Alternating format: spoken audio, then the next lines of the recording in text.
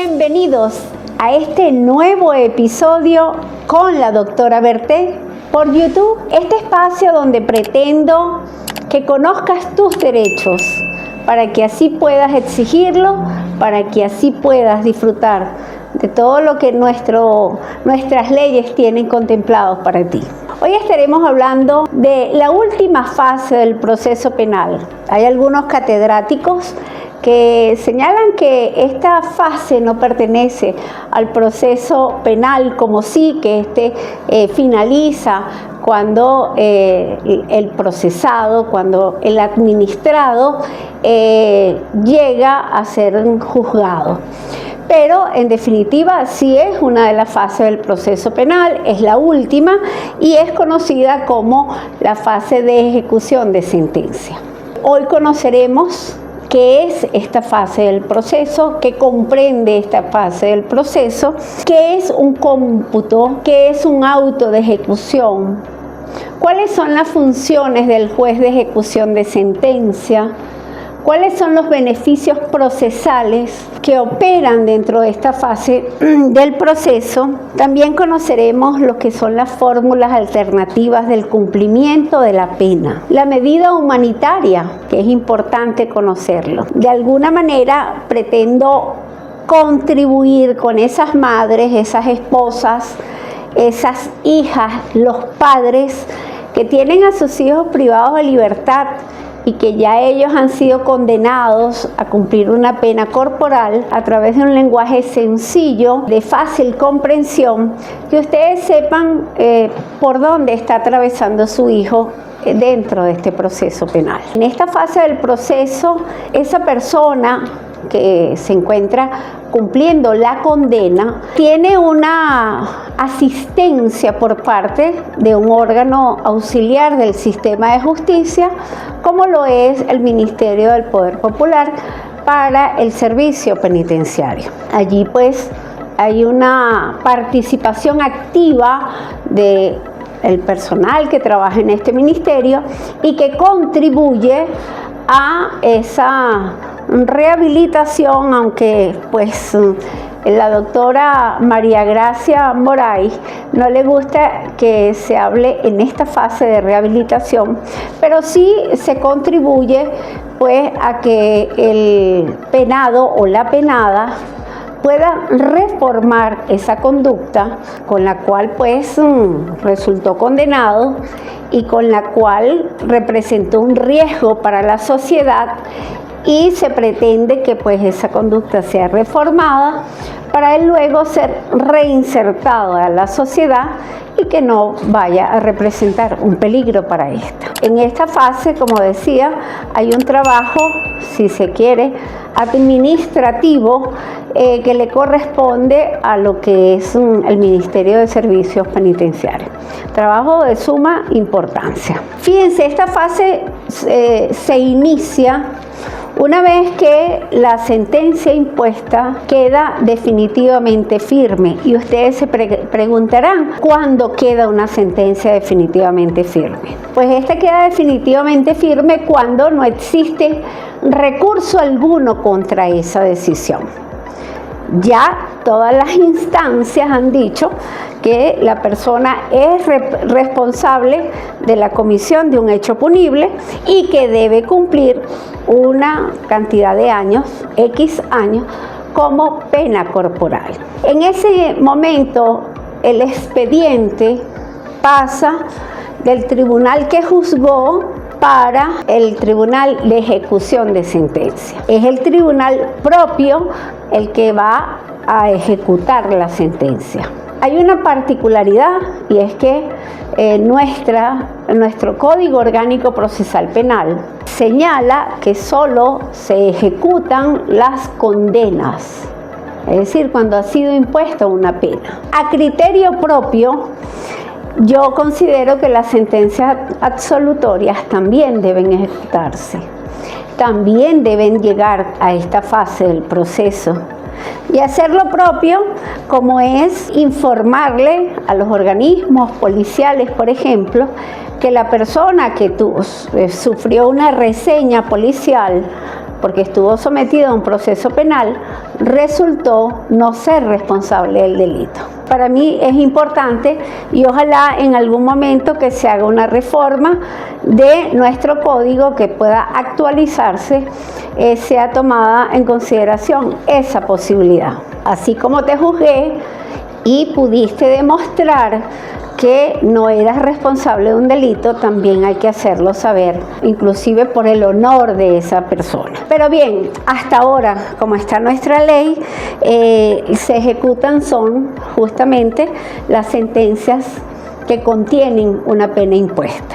Una vez que ese expediente ingresa al tribunal, el juez debe dictar el auto de ejecución. Es decir, dar cuenta que ya tiene ese expediente, reconoce cuál fue el tribunal que dictó la condena, cuántos años es la pena impuesta que debe cumplir la persona y debe hacer un cómputo.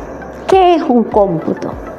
Pues un cómputo es el reconocimiento del tiempo que tuvo esta persona o que tiene esta persona privada de libertad y que se le va a sumar o se le va a restar, mejor dicho, a esa pena que se le impuso. Por ejemplo, la persona fue condenada a cumplir una pena de 10 años, ¿ok?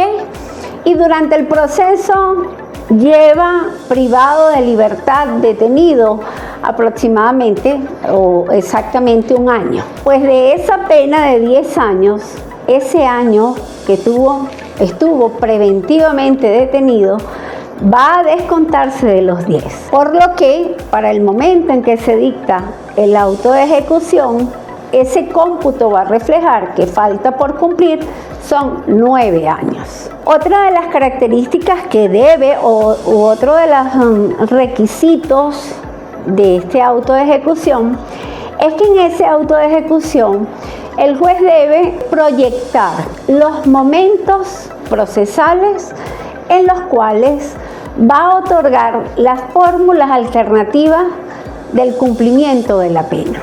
Ya más adelante nos vamos a referir a ellas. Como es una proyección, porque este cómputo luego va a ir actualizándose constantemente, esos cálculos van a variar. Pero en el primer auto, que es el llamado auto de ejecución, allí se establecen las posibles fechas en las cuales las personas podrán optar a las distintas fórmulas alternativas al cumplimiento de la pena. De igual manera, debe señalarse los beneficios procesales. Este auto de ejecución a criterio propio es único, porque es el primer auto que se dicta cuando se está ejecutando la pena.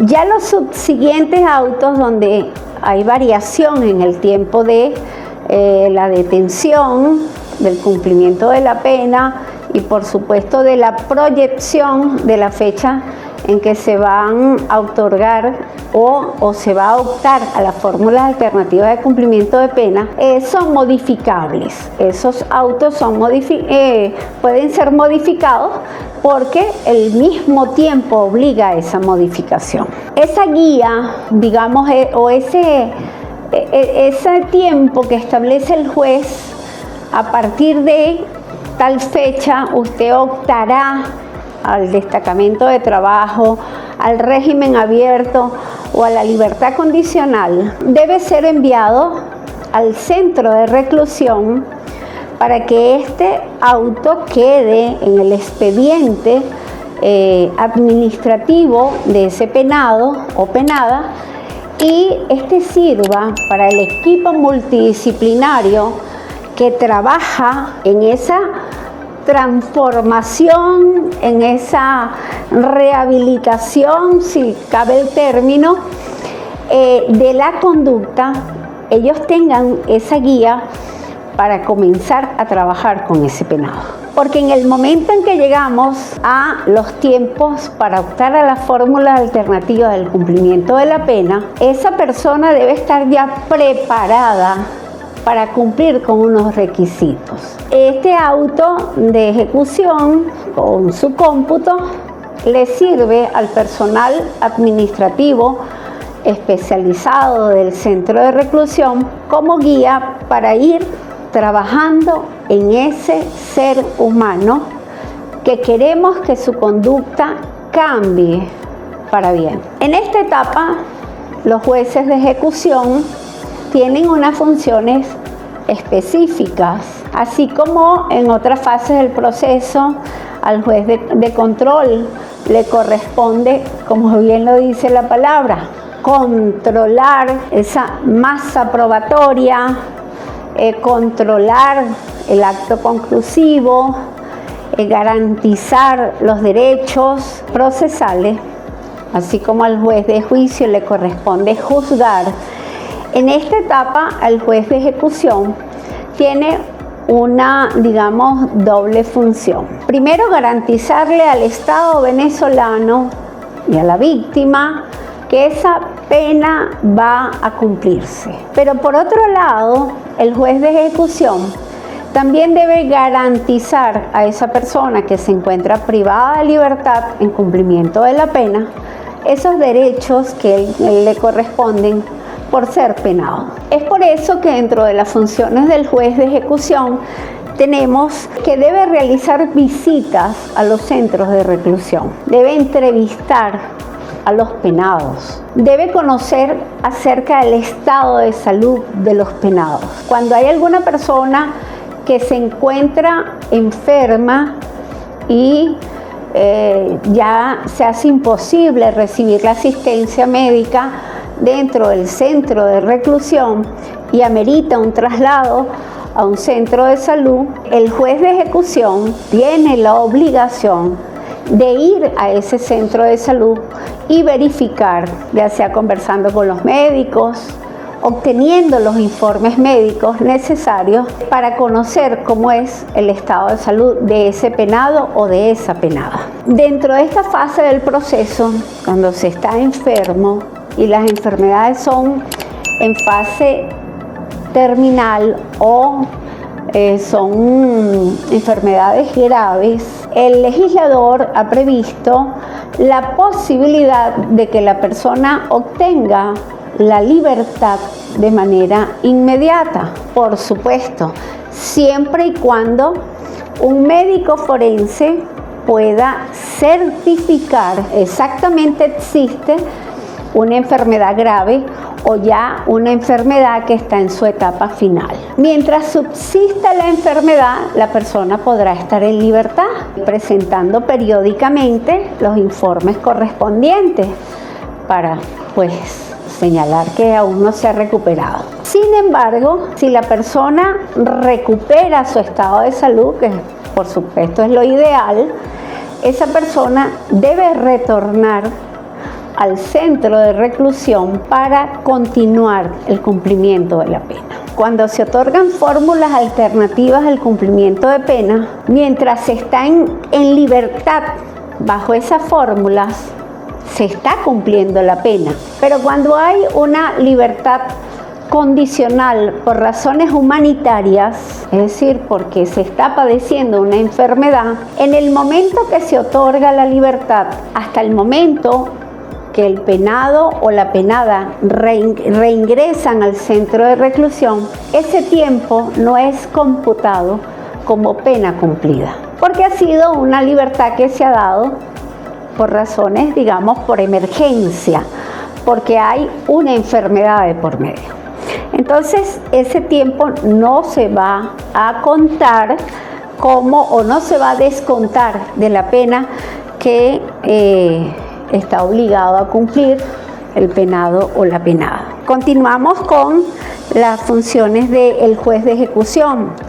Este juez de ejecución también le corresponde todo lo que tiene que ver con la libertad de un penado o una penada, le corresponde conocerlo al juez de ejecución de sentencia. De igual manera, a este juez le corresponde acumular las penas cuando la persona tiene distintas sentencias dictadas por otros tribunales. A este le corresponde hacer la sumatoria correspondiente e imponerle a ese penado o a la penada cuál es su nueva pena. Es el juez que puede reconocer las redenciones de la pena. ¿Qué son las redenciones de la pena? Por el estudio y el trabajo.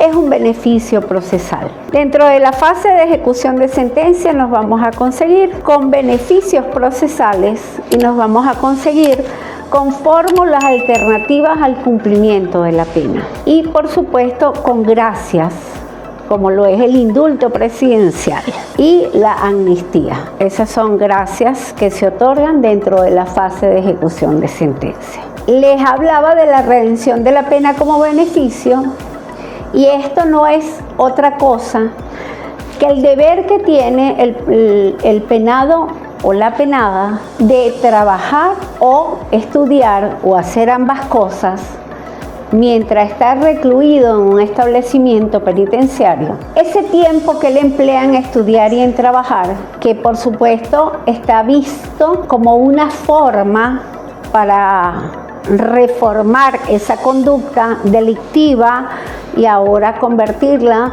en una persona de buena conducta, va a ser útil, va a serle provechosa, porque este tiempo que él ha trabajado y ha estudiado se le va a rebajar de su pena. Es el famoso 2 por 1, lo que en el argot popular los familiares y los mismos privados de libertad conocen como el 2 por 1.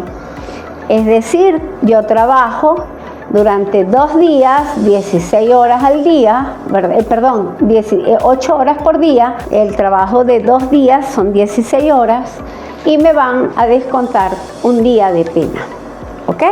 El 2 por 1. Trabajas o estudias durante 2 días y se te va a rebajar un día de la condena. Por supuesto, esto es muy beneficioso porque no solo contribuye con tu cambio como persona, no solo va a contribuir con esa visión, nueva visión que tú tienes que tener de la vida, sino que además te va a acercar, además de la formación que estás recibiendo, ya sea laboral o sea por estudio, ese trabajo y ese estudio te va a acercar a la libertad, que evidentemente es el bien más preciado para alguien que se encuentra privado de libertad. Es el juez de ejecución quien va a hacer ese descuento. Pero ¿a quién le corresponde saber cuántas horas trabaja el penado o la penada dentro del centro de reclusión? Pues bien, por eso les decía que aquí hay una participación importante de lo que es el Ministerio de Servicios Penitenciarios. Dentro del centro de reclusión debe existir una junta de redención. Esta está presidida por el director del centro de reclusión, del centro penitenciario.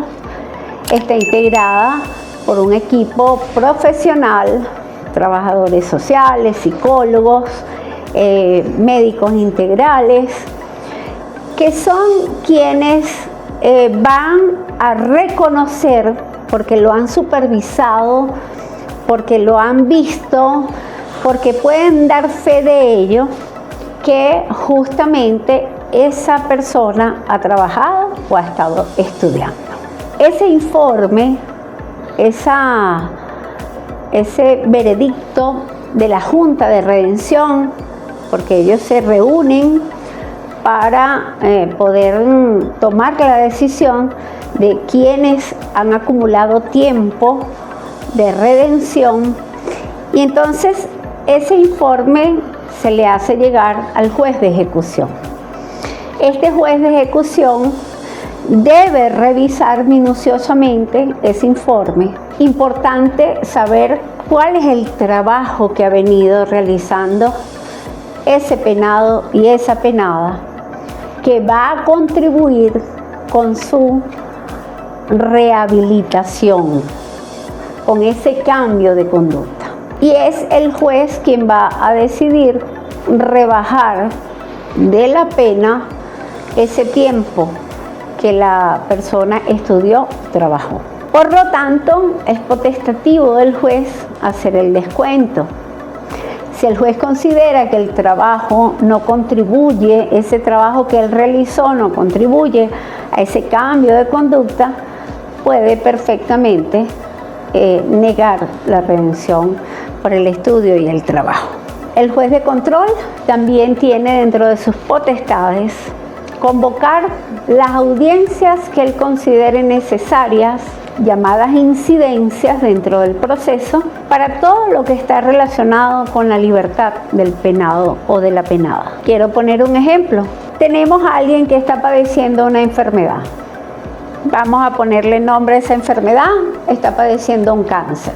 Ha obtenido los informes médicos que le ha enviado el área de salud del centro de reclusión, seguramente por el estado de la enfermedad, lo avanzado que debe estar la enfermedad, ha tenido que asistir a algunas citas fuera del centro, en médicos especializados, y ya hay un informe definitivo que señala que efectivamente hay un cáncer y que está en una etapa crítica, en una etapa severa. ¿Ok? Y el juez quiere cerciorarse de esta situación, pues él tiene la potestad de llamar, de convocar una audiencia, donde es notificado al fiscal del Ministerio Público, que por cierto es un fiscal especializado en ejecución de sentencias. Tuve el honor, cuando fui fiscal del Ministerio Público, de ejercer esas funciones. Entonces, en esa audiencia que él convoca participa el fiscal. Por supuesto, es trasladado el penado o la penada, su defensa, por supuesto. Recuerden que el derecho a la defensa, el Estado lo garantiza en todo estado y grado del proceso. Pero también es convocado un médico forense, porque este médico forense, en esa audiencia que es facultativa del juez de ejecución, podrá ser consultado sobre todas las dudas que puedan tener las partes del proceso y el mismo juez. Es decir, este va a señalarle o le va a preguntar al médico forense si realmente es una enfermedad que es grave, en qué fase está esa enfermedad, y pues este perito en esa audiencia dirá o calificará el grado de la enfermedad. Si él determina que es enfermedad grave o está en fase terminal, evidentemente que el juez ya tiene procesalmente cómo sustentar una decisión para el otorgamiento de una medida humanitaria. Otro de los casos donde el juez puede convocar una audiencia es que se ha otorgado una fórmula alternativa de cumplimiento de pena.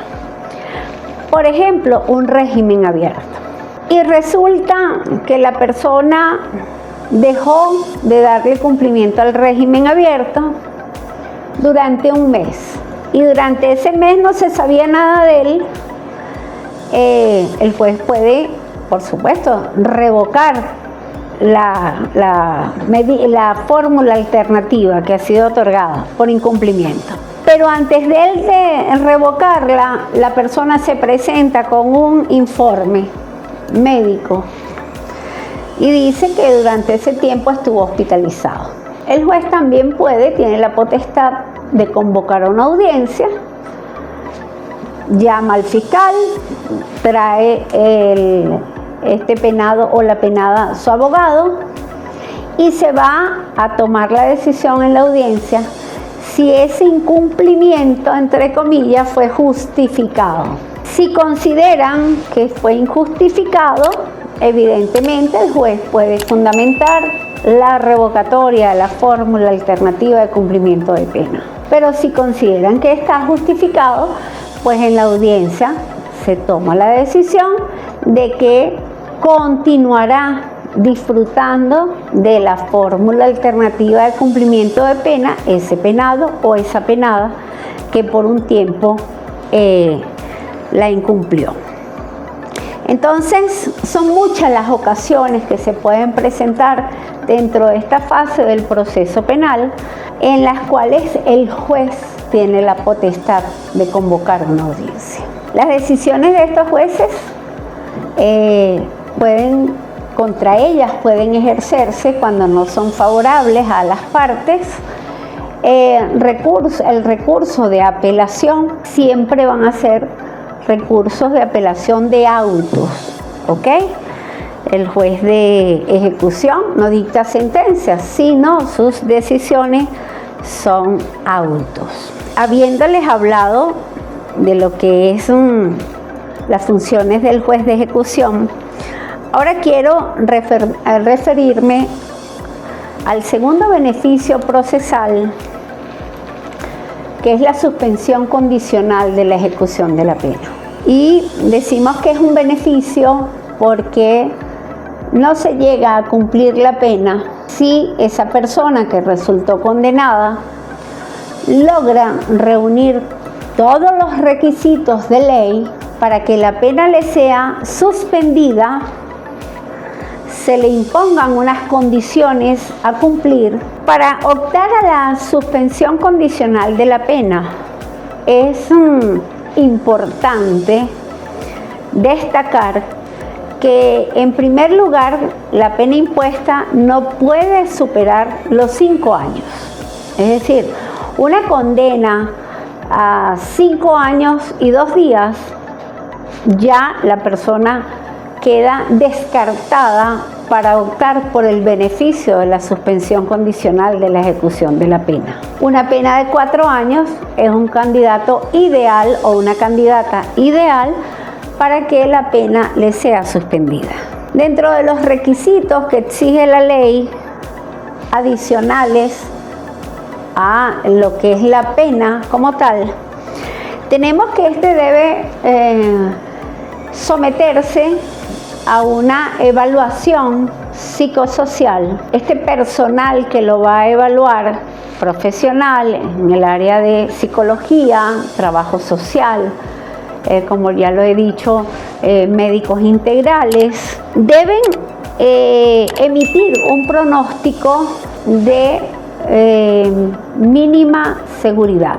Es decir, que esa persona está apta para que se le suspenda o para cumplir con este requisito, en el cual dentro de su conducta es evaluada como de mínima seguridad. Es decir, no necesita tener una supervisión estricta para que él pueda estar en la calle y representar un riesgo a la sociedad. Por eso la clasificación de mínima seguridad le es un indicativo al juez que esta persona puede estar reinsertada de una vez en la sociedad sin haber comenzado a cumplir la pena, porque pues no es una persona, digamos, de alta peligrosidad. Entonces, indispensable. Número 1, una pena que no supere los 5 años. En segundo lugar, que tenga un pronóstico de clasificación de mínima seguridad. De igual manera, la persona debe presentar una oferta de trabajo. Es decir, debe demostrarle al tribunal que él va a ejercer un trabajo que sea acorde con su capacidad. Esta oferta de trabajo debe ser verificable por el tribunal.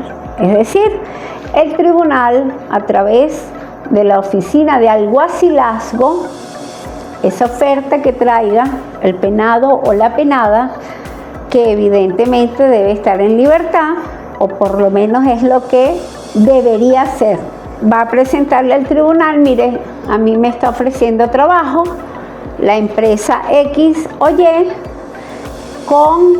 en donde yo voy a ejercer tales funciones, mi sueldo va a ser tal cantidad. El juez le va a remitir esa oferta laboral a la oficina de alguacilazgo, quienes son los encargados de trasladarse a la empresa y verificar que realmente exista la empresa, que esa persona o que la empresa esté dispuesta a contratar a esa persona y que va a cumplir con un pago tal como lo señala la oferta laboral.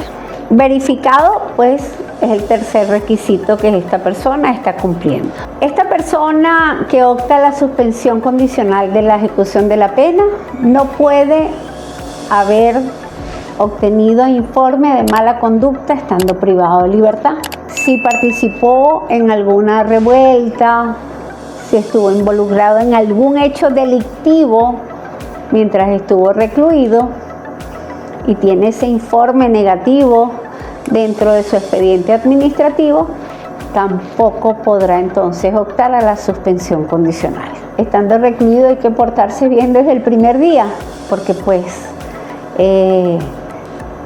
esa buena conducta dentro del centro de reclusión va a favorecer para el momento en que haya que otorgar una libertad. A esta persona optante a la suspensión condicional de la ejecución de la pena no se le permite que haya estado disfrutando de alguna fórmula alternativa de cumplimiento de pena en otro proceso y le haya sido revocada. ¿Y cuál es la razón para tomar en consideración eso, esa situación de esa revocatoria? Bueno, eso es un indicativo que él tuvo en alguna oportunidad la posibilidad de estar en libertad prematura, es decir, antes de cumplir la pena completa, y no cumplió con las condiciones que el tribunal va a imponer. Esos requisitos deben cumplirse para optar a ese beneficio. Ese beneficio, cuando se le da cumplimiento, debe existir también un compromiso del penado o la penada a cumplir las condiciones, no solo la que le va a imponer el tribunal en el momento de otorgar la suspensión, sino también el delegado de prueba, que va a ser el supervisor de ese tiempo que él va a estar disfrutando de la suspensión condicional de la ejecución de la pena. En ese tiempo, un delegado de prueba será el que le informe al juez de ejecución cómo ha sido la conducta de esta persona ante las condiciones impuestas. Esas condiciones pueden variar: mantenerse en una ciudad, alejarse de la víctima, alejarse de ciertos sitios, no ingerir bebidas alcohólicas, mucho menos sustancias estupefacientes y psicotrópicas. Pues bien, el delegado de prueba, ayudado por este informe o pronóstico de conducta, va a basar las condiciones que impone en cada caso específico. Pasamos ya a lo que son las fórmulas alternativas al cumplimiento de la pena. Estas son posibilidades que tiene el condenado o la condenada a obtener la libertad, como lo acabo de decir, de manera previa al cumplimiento total de la pena. Para ello se exige un tiempo mínimo, estar privado de libertad por un tiempo mínimo. Son 3 las fórmulas alternativas de cumplimiento de pena que prevé nuestro Código Orgánico Procesal Penal.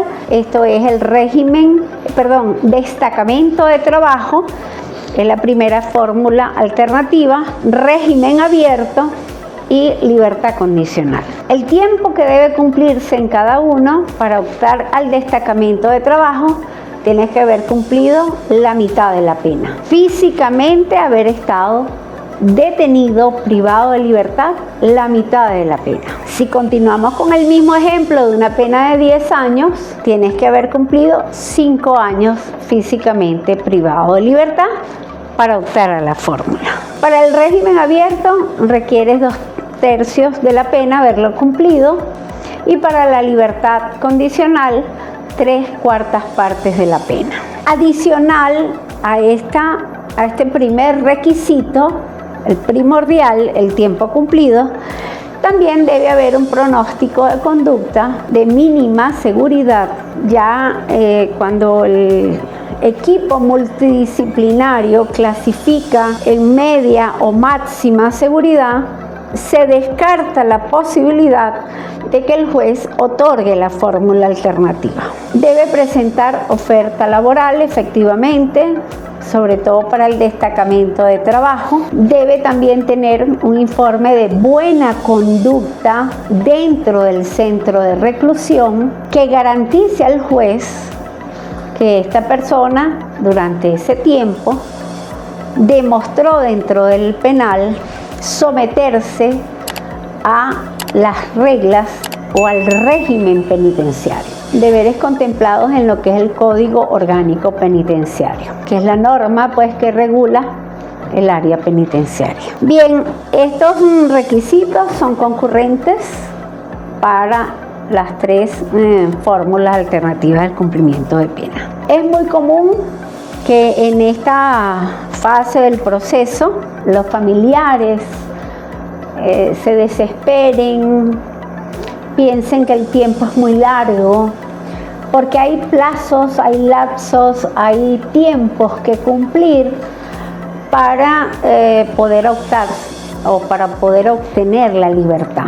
Y esto no es más que por lo mismo que he venido diciéndoles, que el Estado debe garantizar que esa persona cambie, que esa persona transforme su conducta que en un momento fue delictiva, una conducta que causó daño. Es importante que el abogado que vaya a actuar en esta fase del proceso tenga conocimiento propio de esta fase. Yo he oído a lo largo de los años que tengo trabajando el área penal, abogados de hablar de privativa de libertad en la fase de ejecución. He oído hablar de medidas en la fase de ejecución, lo cual no existe.